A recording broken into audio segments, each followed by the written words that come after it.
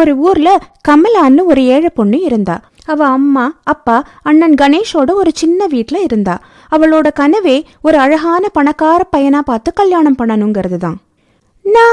நான் கல்யாணம் பண்ண ஆசைப்படுறேன். அத கேட்டதும் எல்லாருக்கும் சந்தோஷமாயிடுது. கமலா கண்ணு, ரொம்ப நல்ல விஷயம் சொல்லிருக்கமா. தங்கச்சி சூப்பர். இனிமே ஒரு நல்ல பையனா பார்த்து உனக்கு கல்யாணம் பண்ணிட வேண்டியதுதான். ஒரு கண்டிஷன், நான் ஒரு அழகான பணக்கார பையனை தான் கல்யாணம் பண்ணிக்க ஆசைப்படுறேன். அழகான பையன் கிடைச்சாலும் கிடைக்கலாம், ஆனா பணக்கார பையன் கிடைக்கிறது ரொம்ப கஷ்டம்மா. கமலா புரிஞ்சுக்கம்மா, நாமளோ ஏழைங்க, இதுல பணக்கார பையன் எங்க இருந்து கொண்டு வர்றது? நம்ம அந்தஸ்துக்கேத்த மாப்பிள்ளையத்தானே பார்க்க முடியும் நம்மளால. எனக்கு எதையும் புரிஞ்சுக்க வேண்டாம். நான் சொல்ற மாதிரி மாப்பிள்ளைய பாக்குறதா இருந்தா பாருங்க, இல்லன்னா நான் உங்க யாரு கூடயும் ஜென்மத்துக்கு பேச மாட்டேன். இப்படி சொல்லிட்டு அவ ரூமுக்குள்ள போய் கதவை மூடிக்கிறா. இத பார்த்த வீட்டாளுங்க ரொம்ப கவலைப்படுறாங்க. என்ன பண்றதுன்னு புரியாம தவிக்கிறாங்க. நம்ம இப்ப என்ன பண்றது? பணக்காரனை கல்யாணம் பண்ணணும்னு நினைக்கிறதெல்லாம் வெறும் கனவா போகும்னு இவளுக்கு எப்படி நம்ம புரிய வைக்கிறது? அம்மா நீ எதுக்கும் கவலைப்படாத. கமலா என்னோட செல்ல தங்கச்சி. நான் எப்படியாவது முயற்சி பண்றேம்மா. அப்புறம் கணேஷ் அந்த மாதிரி மாப்பிள்ளைய தேடிக்கிட்டு போறான். ஆனா இவன் எங்க போனாலும் இவன் ஏழைங்கிறது தெரிஞ்சுக்கிட்டு எல்லாரும் இவனை அடிச்சு விரட்டிடுறாங்க. 4 மாசத்துக்கு தினம் இதே கூத்த பார்த்து பார்த்து கணேஷ் களைச்சு போயிடுறான். மனசுடைஞ்சு போய் அவன் வீட்டுக்கு போறான். இங்க பாரு தங்கச்சி, நான் உன்கிட்ட கொஞ்சம் பேசணும். அண்ணா வந்துட்டியா? எனக்கு தெரியும்னா, நீ எனக்காக கஷ்டப்பட்டு ஒரு அழகான பணக்கார பையனை பார்த்துட்டு வந்திருக்கேல்ல. இத கேட்டுக்கிட்டே அவங்க அம்மாவும் அப்பாவும் அங்க வர்றாங்க. இல்ல தங்கச்சி, நாம ஏழைங்க, இது நடக்காது. இத கேட்டதும் கமலாவுக்கு தலையில இடி விழுந்த மாதிரி இருந்தது. ரொம்ப வருத்தமாயிடுறா. அண்ணா இனிமே நான் உன்கிட்டயும் சரி அம்மா அப்பா கிட்டயும் சரி எப்பவும் பேச போறதே இல்ல. இப்படி சொல்லிட்டு அழுதுகிட்டே அவ ரூமுக்குள்ள போய் கதவை மூடிக்கிறா. அவங்க அம்மா அப்பாவுக்கு ரொம்ப கஷ்டமாயிடுது. நம்ம தலையெழுத்து, இப்ப நாம என்ன பண்றது? போதும், இவ பிடிவாதம் எல்லாம் மீறி போய்கிட்டு இருக்கு. செல்லம் கொடுத்து கொடுத்து இவளை நாம கெடுத்து வச்சிருக்கோம். இதுக்கப்புறம் எந்த மாப்பிள்ள கிடைச்சாலும் இவளுக்கு கல்யாணத்தை பண்ணிட வேண்டியதுதான். இத கேட்ட கணேஷுக்கு ரொம்ப வருத்தம் ஆயிடுது. கொஞ்ச நாளைக்கு அப்புறம் கமலாவை பக்கத்து வீட்டு பையனுக்கு நிச்சயம் பண்ணிடுறாங்க. அத கேட்ட கமலாவுக்கு தாங்க முடியல. அவ வீட்டுக்கு பின்னாடி இருந்த கிணத்துல குதிச்சு உயிரை விட்டுறா. அவங்க வீட்டு ஆளுங்களுக்கு இந்த துக்கத்தை தாங்கவே முடியல. அதுக்கும் மேல அவங்க அப்பாவுக்கு இந்த விஷயத்த எப்படி மாப்பிள்ளை வீட்டுக்கு சொல்றதுன்னு தெரியல. அவரு பயந்துகிட்டே அவங்க கிட்ட போய் இந்த விஷயத்த சொல்றாரு. ஓஹோ, இந்த லட்சணத்துல பொண்ணை வச்சுக்கிட்டு தான் நிச்சயம் பண்ணீங்களாக்கும். உங்க மாதிரி பிச்சைக்காரங்க கிட்ட இருந்து வேற என்னத்த எதிர்பார்க்க முடியும்? அவங்க அப்பாவுக்கு ரொம்ப அவமானமா போயிடுது. ராத்திரி கமலா விழுந்து சத்த கிணத்துல இருந்து ஏதோ சத்தம் வருது. யாரோ ஒரு பொண்ணு அழற மாதிரியும் அப்புறம் பயங்கரமா கத்துற மாதிரியும் சத்தம் கேக்குது. அப்போ அந்த வழியா ஒரு வயசான தாத்தா போய்கிட்டு இருக்காரு. அவரு ராஜாவோட அரண்மனையில கூட்டி பெருக்கிற வேலை செய்யறவரு. அவரு கிணத்து பக்கமா போகும்போது சத்தம் கேட்டு பயந்து உள்ள பாக்குறாரு. அப்போ கிணத்துக்குள்ள ஒரு பொண்ணோட பொணத்துக்கிட்ட ஒரு சூனியக்காரி நின்னுக்கிட்டு பயங்கரமா கத்துக்கிட்டு இருந்தா. இத பார்த்ததும் அந்த தாத்தா பயந்துகிட்டு ஓடி போயிடுறாரு. செத்து போன கமலா சூனியக்காரியா மாறிடுறா. உயிரோட இருந்த வரைக்கும் என்னோட ஆசைய யாருமே நிறைவேற்றல. ஆனா இப்ப அந்த கனவை நானே எப்படியாவது நிறைவேற்றிக்க போறேன். இப்போ நான் ஒரு அழகான பணக்கார பையனை கல்யாணம் பண்ணிக்கிறத யாரு தடுக்கறாங்கன்னு பாக்குறேன். அப்புறம் அப்படி ஒரு மாப்பிள்ளைய தேடிக்கிட்டு அந்த சூனியக்காரி கிளம்புறா. விடிஞ்சதும் அந்த வயசான தாத்தா வீட்டை விட்டு வெளியே வந்து எல்லாரையும் கூப்பிடுறாரு. எல்லாரும் வெளிய வாங்க. அட வாங்க ஐயா, நான் உங்ககிட்ட ஒரு முக்கியமான விஷயத்த சொல்லணும். அந்த ஊர்க்காரங்கெல்லாம் வெளியே வந்து அந்த தாத்தா சொல்றத காது கொடுத்து கேக்குறாங்க. இங்க பாருங்க, நம்ம ஊர்ல ஒரு பயங்கரமான சூனியக்காரி திரிஞ்சுக்கிட்டு இருக்கா. அவ எப்ப வேணா நம்மள கொல்லலாம். அவர் சொன்னதை யாருமே நம்பல. எல்லாரும் அவங்க வீட்டுக்கு போயிடுறாங்க. அவர் எவ்வளவு கூப்பிட்டும் அவங்க யாருமே கேட்கல. அதுக்கப்புறம் அவரும் கத்தி கத்தி அலுத்து போய் வீட்டுக்கு போயிடுறாரு. இன்னொரு பக்கம் அந்த சூனியக்காரி ஒரு அழகான பொண்ணா மாறிடுறா.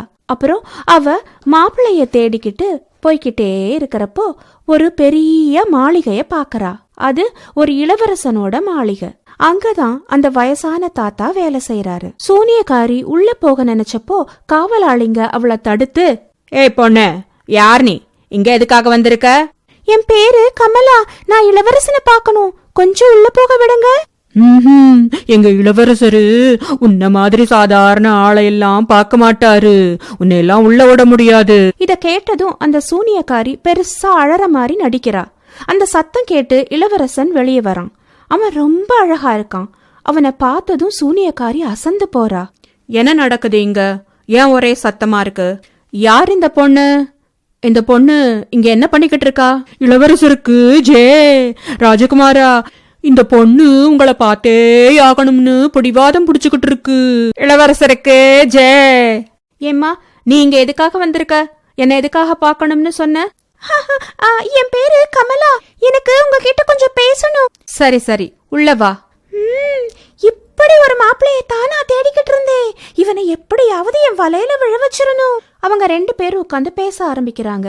சூனியக்காரி அந்த மாளிகையை பார்த்து அசந்து போறா. இந்த மாளிகைக்கு மட்டும் நான் ராஜகுமாரி ஆயிட்டா எவ்வளவு நல்லா இருக்கும். நீ என்கிட்ட என்னமோ சொல்லணும்னு சொன்னியே.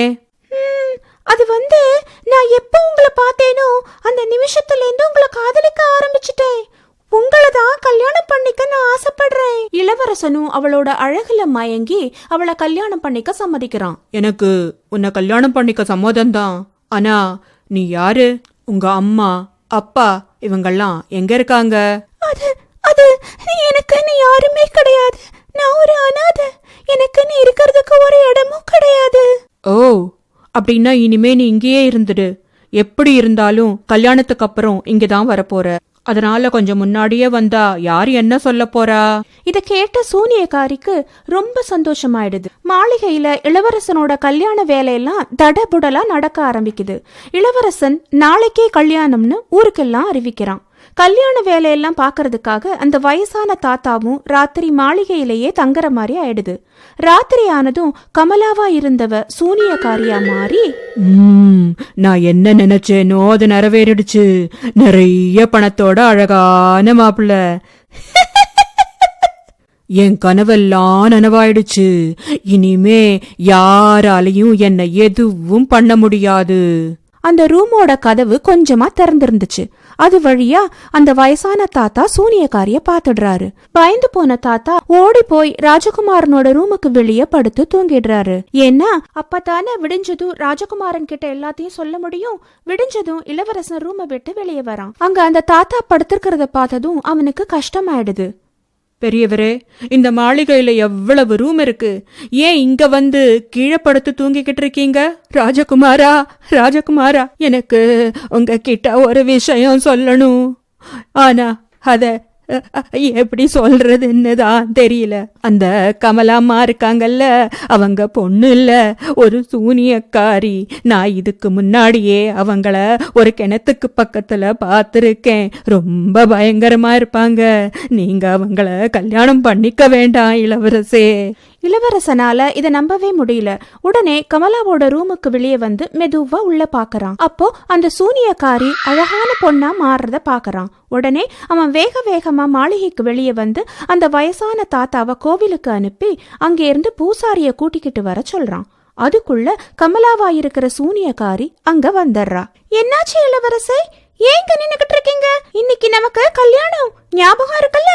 இன்னும் நீங்க தயாராகாமலே இருக்கீங்களே. முதல்ல நீ யாருன்னு சொல்லு. நீ கமலா இல்லைங்கிறது எனக்கு நல்லாவே தெரியும். என்ன சொல்றீங்க இளவரசே? நான் உங்களோட கமலாதான். சூனியக்காரிக்கு அவளை பத்தி எல்லாருக்கும் தெரிஞ்சு போச்சோன்னு சந்தேகம் வருது. அதுக்குள்ள அந்த தாத்தா பூசாரியோட கிணத்துல இருந்த கமலாவோட பணத்தையும் எடுத்துக்கிட்டு அங்க வந்துடுறாரு. இத பார்த்ததும் சூனியக்காரி அவளோட சுயரூபத்தை காட்டுறா. ஓஹோ, எல்லாருக்கும் தெரிஞ்சு போச்சா? அப்புறம் அவ இளவரசனோட கழுத்தை நெரிச்சு கொல்ல பாக்குறா. அப்போ பூசாரியும் தாத்தாவும் சேர்ந்து கமலாவோட பணத்தை எரிச்சிடுறாங்க. உடனே சூனியக்காரியும் மறைஞ்சு போயிடுறா. இப்படி இளவரசனும் சூனியக்காரி கிட்ட இருந்து தப்பிச்சிடுறான்.